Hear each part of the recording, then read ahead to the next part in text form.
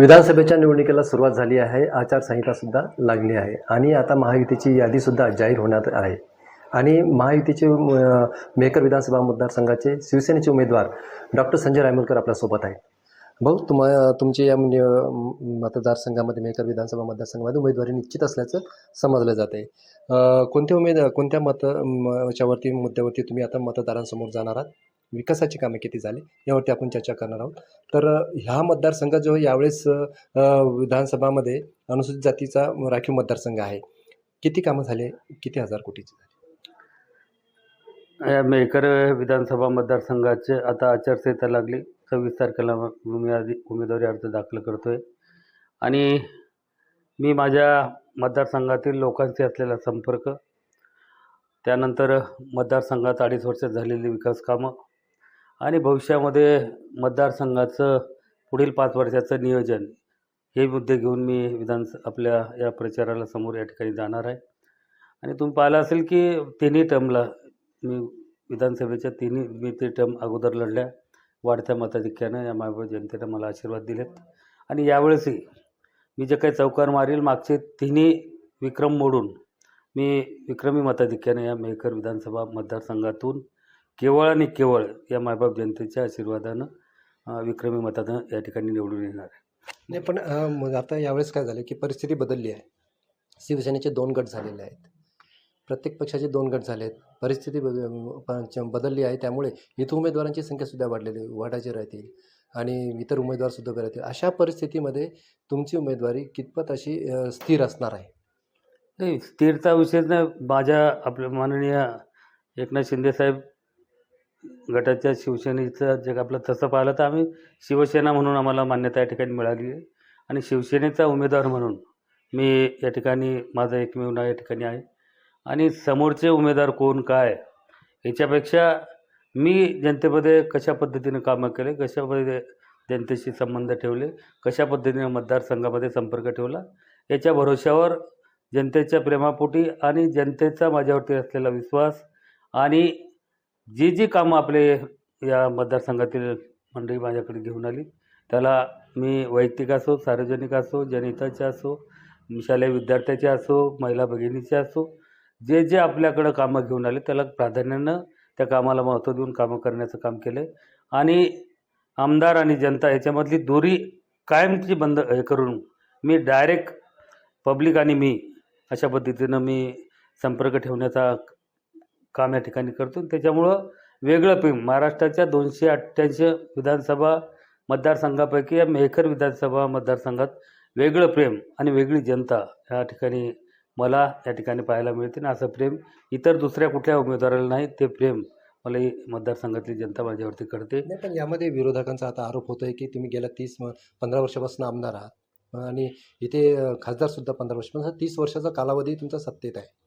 केंद्रामध्ये पण आता सत्ता आहे, राज्यात पण सत्ता आहे, पण विकासाच्या मुद्द्यावरती कुठेतरी मागे आहे म्हणून विकास झाला नाही असं त्यांचा आरोप आहे.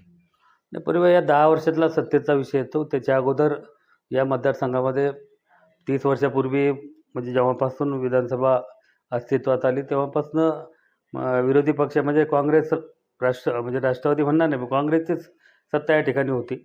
आणि काही काळ आम्ही सत्तेमध्ये 10-15 वर्ष सत्तेमध्ये होतो आणि 15 वर्ष सत्तेच्या बाहेर, म्हणजे माननीय खासदार मोदी आमदार होते, 5 वर्ष ते सत्तेत होते. यावेळेसही अशीच परिस्थिती होती.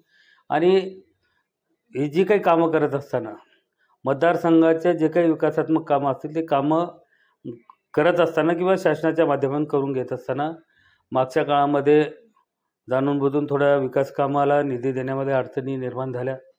मागच्या 2.5 वर्षात निधीच्या बाबतीमध्ये आम्ही कुठलंही पत्र दिलं तर त्या पत्राला केराची टोपली दाखवायला जायची. कुठलाच निधी मागच्या 2.5 वर्षामध्ये आम्हाला मिळाला नाही. जे काही निधी मिळाला आहे म्हणजे मेहकरच्या इतिहासामध्ये माननीय एकनाथ शिंदेसाहेब, देवेंद्र भाऊ, अजितदादा पवारसाहेब, आता हे जे काही महायुतीचं सरकार बसलं त्यांनी जो काही विकास निधी दिला त्या भरीव असा, म्हणजे अगोदरच्या विधानसभेच्या जेव्हापासून अस्तित्वात आली तेव्हापासून एवढा निधी या मतदारसंघामध्ये मिळाला आहे. तेवढ्या कितीतरी त्याच्यापेक्षा पटीनं, म्हणजे जर माहिती घेतलं 4-4.5 हजार कोटीची कामं माझ्या मतदारसंघामध्ये आता या 2.5 वर्षात मंजूर झाली आहे. आणि कामं कुठेतरी काही टेंडर प्रोसेसमध्ये आहेत, काही कामं सुरू आहेत. छोटे मोठे कामामध्ये टेक्निकल गावातल्या काही अडचणी काम करण्यामध्ये आल्या, परंतु त्याच्यावर ते मार्ग काढून आम्ही ते कामं आता जलद गतीने सुरू करण्याच्या तशा सूचना दिल्या आणि ते कामं सुरू होत आहेत. आणि निश्चित येणाऱ्या काही वर्षामध्ये ह्या मतदारसंघामध्ये विकासात्मक चेहरा बदललेला या ठिकाणी आपल्या सर्वांना दिसणार आहे. नाही, मेकर विधानसभा मतदारसंघामध्ये एक महत्त्वाचं ठिकाण आहे ते म्हणजे लोणार. या लोणार सरोवराला जागतिक दर्जाचं सरोवर आहे. त्याला रामसर दर्जासुद्धा देण्यात आलेला आहे. पण अद्यापर्यंत विकास झाला नसल्याचा आरोप होत आहे. म्हणजे कुठला विकास झाला नाही, काय कारण असेल? नाही, एकीकडे टेक्निकलदृष्ट्या मी त्या जास्त खोलात जाणार नाही. परंतु जे काही त्या लोणार विकास आराखड्यासंदर्भातल्या ज्या काही चर्चा विरोधक या ठिकाणी करतायत, एक तर ते न्यायालयीन प्रक्रियेच्या माध्यमातून ते तिथलं कामकाज या ठिकाणी जे काही विकास आराखडा इम्प्लिमेंट केला जातो आहे, त्याच्यात कुठलाच लोकप्रतिनिधी माननीय खासदार बी नाहीत, मी त्याच्यामध्ये समावेश नाही आणि नगराध्यक्षही कुठंतरी स्थानिक लोकप्रतिनिधी त्याच्यामध्ये असलं तर त्याला थोडी गती मिळाली असती. परंतु सर्वात आपण न्यायदेवतेवर विश्वास ठेवून त्याच्यासमोर तर कोणतं दुसरं न्यायालय नाही आहे आणि न्यायालयाचा निर्णय असल्यामुळं जास्त हस्तक्षेप त्याच्यामध्ये करता येत नाही. आणि या सर्व गोष्टी कशा आपल्याला भविष्यामध्ये सोडवता येतील, निश्चित त्याच्यामध्ये तज्ज्ञ लोकांचा सल्ला घेऊन शासनाच्याही निदर्शनास आणून जे काही त्याच्या कामाला विलंब त्या ठिकाणी होते त्या विलंबाची कारणं काय आणि भविष्यामध्ये ज्या त्यातल्या स्थानिक लोकांच्या असतील, येणाऱ्या पर्यटक असतील, ज्या तिथल्या काही कामासंदर्भातल्या अपेक्षा असतील, पुढच्या काळामध्ये जलद गतीनं कशा मार्गी लावता येतील ते करण्याचं काम आम्ही निश्चित करू. परंतु कुठल्याही काम करत असताना जिथं न्यायालयाचा हस्तक्षेप येतो तिथं सर्व मार्ग या ठिकाणी थांबतात आणि जोपर्यंत न्यायालय त्याच्यावरती काही निर्णय देत नाही किंवा न्यायालय काही सूचना देत नाही, त्याच्यामुळं त्या आदेशाला राहूनच तिथली कामं करावं लागतात. म्हणून त्याच्या टेक्निकल अडचण असल्यामुळं ते कामं करण्यामध्ये थोडा विलंब त्या ठिकाणी होते. नाही, पण या मतदारसंघामधले रोजगार, बेरोजगारांचे मोठे प्रश्न निर्माण झालेले आहेत. अद्यापर्यंत MIDC सुद्धा इथं आलेले नाही. औद्योगिकीकरण झालं नाही. उद्योग कुठं इथे आले नाही. नेमके काय कारण असतील त्याचे? म्हणजे मी तर म्हणेल जे काही आरोप करतात त्यांनी जरा माहिती घेतली पाहिजे आणि सत्य परिस्थिती लोकांसमोर. आता राजकीय आरोप करणं आणि त्यातली सत्यता पडताळून पाहणं याच्यामध्ये निश्चित काहीतरी चुकीचं सांगायचं आणि लोकांना वेगळ्या याच्यामध्ये न्यायचं असं काही लोकांचा धंदा या ठिकाणी आहे. माझं म्हणणं आहे आता मेहकरची MIDC असेल, लोणारची MIDC असेल, त्या MIDC या संदर्भातल्या जे काही अतिक्रमण त्याच्यावरती होतं, त्याच्यानंतर तिथलेच ज्या लोकांनी ते प्लॉट घेतले तेच कोर्टात गेले. वेळोवेळी आपल्या MIDCच्या माध्यमातून त्यांना नोटीस इश्यू करण्यात आल्या, परंतु कोर्टामध्ये त्यांनी स्टे घेतल्यामुळं, न्यायालयीन प्रकरण झाल्यामुळं ते पुढच्या जे काही आपल्याला कामं करायची होती ती कामं किंवा इतरही उद्योजकाला प्लॉट द्यायचे होते ते सर्व त्या ठिकाणी थांबले. आणि ते अतिक्रमण असल्यामुळं आणि ज्या लोकांनी तिथले प्लॉट घेतले, ते प्लॉट ज्या याच्यासाठी घेतले, ज्या म्हणजे व्यवसायासाठी घेतले किंवा ज्या उद्योगासाठी त्या ठिकाणी घेतले, त्यांनी तसा MIDCच्या नियमानुसार त्यांनी काही दिवसामध्ये त्यांना टाईम दिला जातो. मग त्या दिवसात त्यांनी तिथली जे काही व्यवसाय तो सुरू केला पाहिजेत. पण ते सुरू करण्यामध्ये थोडे स्थानिक जे काही MIDCच्या इंटरनल सुविधा द्यायला पाहिजे ते मागच्या काळामध्ये त्याच्यावरती निधी दिला नाही. आणि आता कुठंतरी आपण त्याला गती देण्याचा प्रयत्न केला, कुठंतरी आपण ते कामं मंजूर करून घेण्यासाठी प्रयत्न केला, परंतु त्याच्यात हेच कारण समोर आलं की हे प्रकरण न्यायप्रविष्ट असल्यामुळं याच्यावरती आपल्याला ते अतिक्रमण काढून काहीतरी कारवाई करता येत नाही. एक वेळेस काढण्याचा प्रयत्न केला आहे, परंतु स्थानिक नागरिकांनी त्याच्या भयानक विरोध त्या ठिकाणी केला आणि त्याच्यामुळे ते प्रकरण थांबलं आहे. म्हणून आता भविष्यात दोन्ही MIDC आता इंटरनल ज्या रस्ते, नाल्या, पाणी आणि लाईट या संदर्भातल्या सुविधा आता लोणारचं काम सुरू आहे. मेहकरचंही भविष्यामध्ये आम्ही सुरू करतो आहे. आणि मेहकरमध्येच जे काही रोजगाराच्या संदर्भातला विषय आमच्यावरती विरोधक या ठिकाणी टीका करतायत. आपलं साबरा काबरा नावाचं गाव समृद्धीवर केवळ 10 मिनटं त्या गावामध्ये आपण पोहोचू शकतो, अशा प्रकारचं तिथं नवीन आपलं नवनगर विकसित करण्याचाही आपण त्या आपल्या याच्यामध्ये समृद्धी महामार्गाच्या कधी 11 की 13 नवनगर विकसित करण्यासंदर्भातल्या त्याच्यात नियोजन आहे. त्याच्यामध्ये आपलं नंबर 1 वर या ठिकाणी साबरा काबरा आहे. त्या साबरा काबऱ्याचाही विषय असा होता की आम्ही शेतकऱ्याला विनंती केली, शेतकऱ्यापर्यंत पोहोचलो, अधिकारी घेऊन गेलो, पण स्थानिक शेतकऱ्याचं जे काही शासनाची त्याच्यामध्ये कंडिशन आहेत की त्यांचं म्हणणं आहे की आम्हाला जमीन घेत असताना आम्ही भागीदारी शेतकऱ्याची जमीन घेऊ, त्यांना विकसित झालेले प्लॉट देऊ, मग 10% प्लॉट 25% देऊ, असे त्याच्यामध्ये त्यांनी कंडिशन आहेत. परंतु आमच्या स्थानिक शेतकऱ्याचा त्याला विरोध आहे. त्यांचं म्हणणं आहे की आम्हाला एक तर समृद्धीच्या रेटप्रमाणे पैसे द्या, आम्ही द्यायला तयार आहोत. परंतु त्याच्यात बी शेतकऱ्याच्या दोन बाजू झाल्या. काही शेतकरी भागीदारीत द्यायला तयार आहेत, काही आपल्या समृद्धीच्या रेटप्रमाणे जसे रेडी रेटच्या 5 पटीने पैसे दिले, त्याच्यात काही शेतकरी तयार आहेत. म्हणजे 60-40चा त्याच्यामध्ये विषय आला. 40% लोक भागीदारीत द्यायला तयार आहेत, 60% नाही म्हणतात. मग याच्यावर आम्ही मग आता काय करावं? आता शेतकरी तर तयार नाहीत. मग आम्ही मुख्यमंत्र्यांच्या कानावरती हा विषय घातला. नंतर आम्ही एक बैठक मुख्यमंत्र्यांच्या आदेशानुसार दादा भुसे साहेबाकडे एक बैठक मागच्या 1.5 महिन्यापूर्वी लावली आणि आम्हाला बरेच उद्योजक बाहेरचे लोक भेटले की कुठंतरी त्यांचं म्हणणं आहे आम्ही ती जमीन आम्ही समृद्धीच्या रेटप्रमाणे खरेदी करू आणि ते खरेदी करून घेतलेली जमीन आम्ही भागीदारीमध्ये शासनाला देण्यास तयार आहोत. परंतु आमची त्याच्यामध्ये अट राहील की आम्हाला 3 वर्षामध्ये तो जी काही नवनगर आहे ते विकसित झालं पाहिजेत, तशी त्यांची त्याच्यामध्ये कंडिशन आहे. मग आम्ही एक त्याच्यात मग आता समन्वय घडवायचा कोण? तर आता त्यानं म्हणजे घडवण्यासाठी एक एजन्सी आम्ही त्याच्यामध्ये अपॉइंट केली, शासनाची परवानगी त्याच्यामध्ये घेतली आणि त्या एजन्सीनं उद्योजक, शेतकरी आणि शासन या सर्वांचा समन्वय घडून जे लोकांना भागीदारीत द्यायचं आहे तसे त्यांच्या भागीदारीत जमिनी घ्यायच्या आणि ज्या शेतकऱ्याला समृद्धीच्या रेटप्रमाणे विकायच्या तशा पद्धतीनं बाहेरचे लोक जे काही इच्छुक आहेत ते लोक घेण्यास तयार आहेत.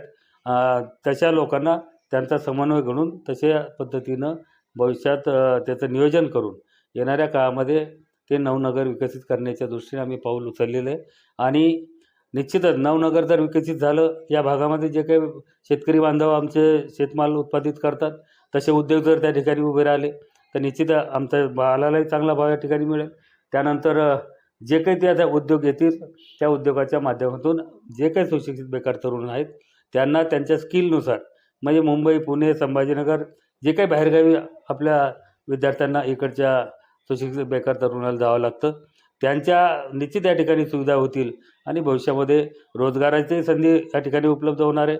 त्यानंतर आपल्या मालालाही या ठिकाणी भाव चांगला मिळणार आहे आणि भविष्यात तरी जर झालं तर निश्चित या सुजलाम सुफलाम या मतदारसंघ नवनगरच्या माध्यमातून आणि त्या उद्योगाच्या माध्यमातून होईल अशी अपेक्षा आहे आणि त्या कामाला आम्ही आता सुरुवात केलेली आहे. पण एक दुसरा मुद्दा असा उपस्थित केला जातो आहे की तुम्ही मेकर विधानसभा मतदारसंघामध्ये 3 वेळेस प्रतिनिधित्व करता, 15 वर्षापासून.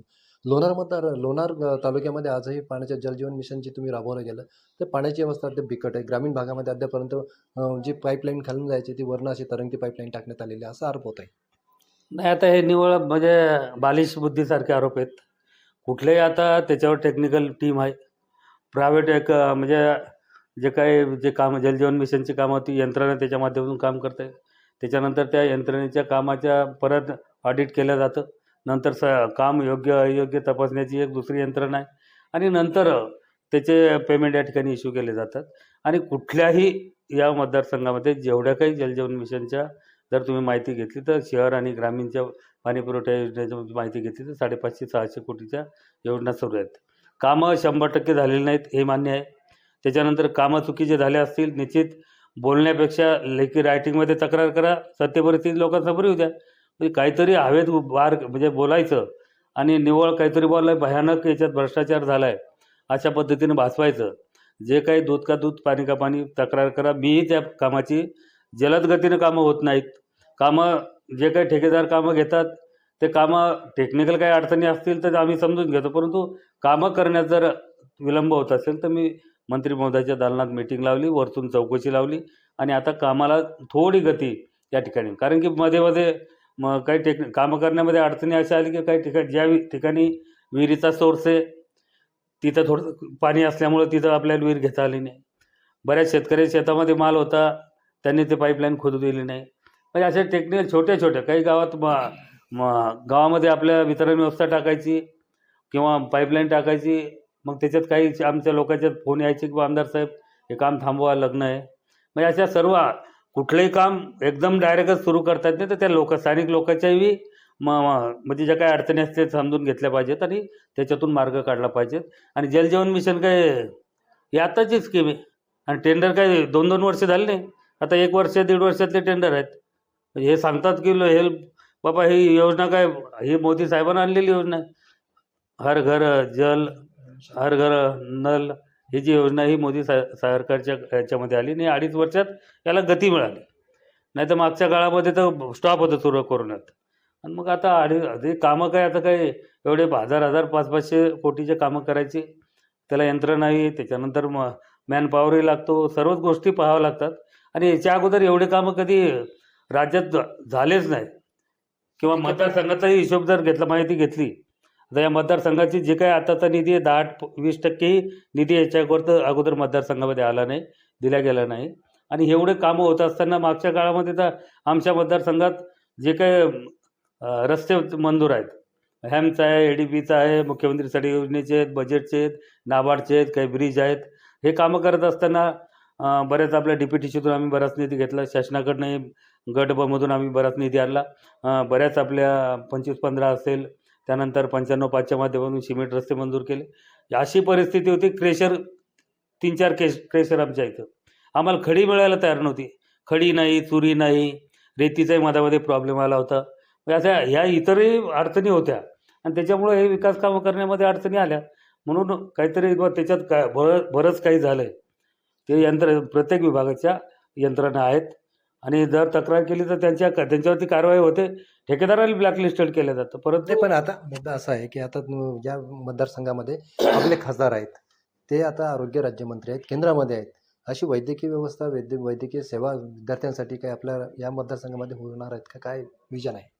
आणि आता भविष्यामध्ये रिक्त जागेचा विषय होता. शासनाने भरती प्रक्रिया सुरू केली, जोरात केली. बऱ्याच ठिकाणच्या रिक्त जागा भरल्या, परंतु अजूनही बऱ्याच जागा माझ्या माहितीप्रमाणे रिक्त आहेत. आपल्या अद्ययावत अशा जे काही आरोग्याच्या मग PSCच्या बिल्डिंग असतील, मेहकरचं उपजिल्हा रुग्णालय, ट्रामा केअरची बिल्डिंग या ठिकाणी झाली. उपजिल्हा रुग्णालय 100 खाटाचं मंजूर झालेलं आहे. मतदारसंघामध्ये तुम्ही माहिती घेतली तर आपल्या एक लोणीगवळीची PSC त्यांचे क्वार्टर, डोणगाव PSC त्यांचे क्वार्टर, नंतर आपल्या दाणेफळ PSC त्यांचे क्वार्टर. म्हणजे कुठेतरी जे काही आरोग्य सेवा देतात त्यांना त्या ठिकाणी राहायचीच व्यवस्था नाही. मागच्या काळामध्ये थोड्या अडचणी होत्या.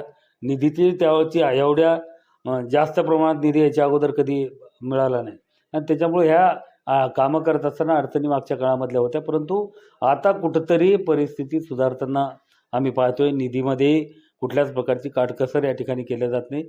जे काय आम्ही प्रस्ताव नेतो त्या प्रस्तावाला मंजुरात मिळते आणि त्याच्यावरती निधी दिला जातो. असे या 2.5 वर्षातले काम देण्याची पद्धत असल्यामुळं बऱ्याच आरोग्य सेवेच्या माध्यमातून ज्या काही सुविधा आपण ग्रामीण भागामध्ये देण्याचा प्रयत्न करतो त्या कुठेतरी आता त्याला गती या ठिकाणी मिळते. हे बरं, आता समजा एक शेवटचा प्रश्न तुम्हाला, की या विधानसभा मतदारसंघामध्ये ही निवडणूक तुम्ही लढणार आहात, हे नक्की झालेलं आहे. कशा पद्धतीने आता तुम्ही निवडणुकीचा विजय कशा पद्धतीने करणार आहात? नेमके किती मताधिक्याने तुम्ही निवडून येणार, काय वाटते तुम्हाला?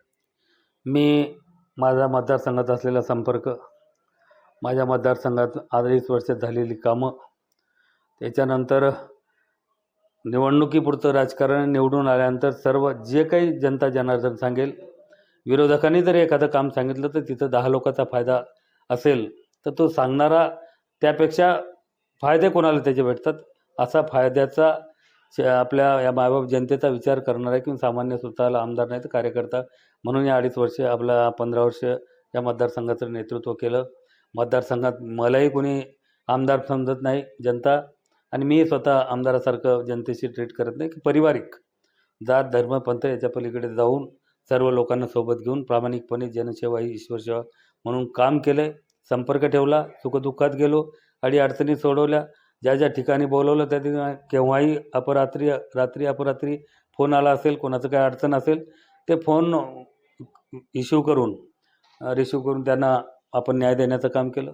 ज्या ठिकाणी बोलवलं त्या ठिकाणी धावून गेलो आणि सदैव लोकात राहतो आणि त्याच्यामुळं वेगळं प्रेम लोकांचं माझ्याबद्दलचं या ठिकाणी आहे. आणि आताची परिस्थिती म्हणजे तिन्ही विधानसभेची जी काही मागची परिस्थिती होती त्याच्यापेक्षाही चांगल्या परिस्थिती आताची ही मला माननीय शिंदे साहेबांसोबत गेल्यानंतर किंवा मग केल्यानंतर लोकांच्या चेहऱ्यावरनं जे काही मला पाहायला मिळतं आहे. मग उमेदवार माझ्यासमोर, मी तर कोणाची चिंता करत नाही, कोण येईल काय, मला त्या उमेदवाराचे पुढचं घेणं देणं नाही. मी कधी त्यांच्यावरती आता ठरवलं आहे कुठलं ते काहीही आरोप करत त्यांच्या आरोपाला उत्तर द्यायचं नाही. आपण केलेली कामं लोकांना सांगून लोकांपर्यंत पोहोचवायचं, जायचं आहे, लोकांना भेटायचं आहे, लोकांना सत्य परिस्थिती सांगायची आहे आणि त्याच्याच भरोश्यावर मी मागचे तिन्ही विक्रम मोडून या ठिकाणी विक्रमी मताधिक्यानं हे मायबाप जनता निवडून देणार आहे. तर हे आपल्यासोबत महायुतीचे मेहकर विधानसभा मतदारसंघाचे डॉक्टर संजय रायमुलकर होते. त्यांनी असं सांगितलं की मी लोकांच्या समोर जे आहे ते विकासाची कामं घेऊन जाणार आणि कामाच्या भरोशावरतीच माझा विक्रमी मताधिक्याने विजयी होणार असा सुद्धा दावा त्यांनी व्यक्त केला आहे. कॅमेरामन सुनील मोरेसह मी संजय जाधव, साम TV मेहकर, बुलढाणा.